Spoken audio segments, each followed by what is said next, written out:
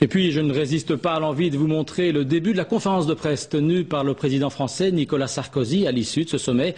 Il sortait d'un entretien avec son collègue russe Vladimir Poutine et apparemment, il n'avait pas bu que de l'eau.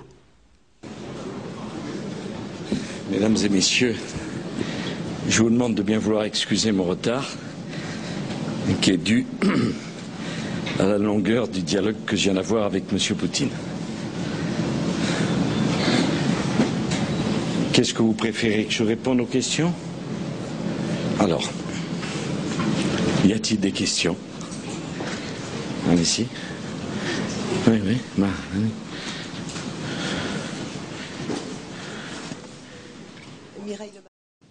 c'était franc, puisque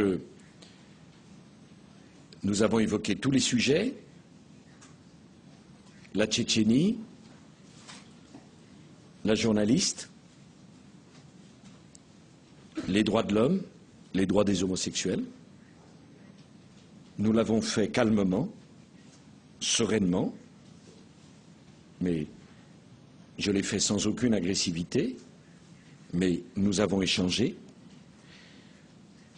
J'ai trouvé un homme ouvert au dialogue, acceptant la discussion sur ces sujets complexes. Moi-même, j'ai essayé de comprendre quelle était la problématique des Russes qui ont depuis 20 ans, c'est incontestable, eu affronté bien des crises et bien des difficultés. J'ai dit au président Poutine que l'Europe ne voulait pas isoler la Russie, d'ailleurs comment isoler un pays grand comme un continent, que la France souhaitait avoir un véritable partenariat de confiance et d'amitié avec la Russie, et que la France voulait rassembler les énergies et en aucun cas diviser. Bon, je crois pouvoir dire que ça s'est bien passé, puis ça a duré beaucoup plus longtemps qu'il n'était prévu. J'ai trouvé un homme très au fait de ses dossiers,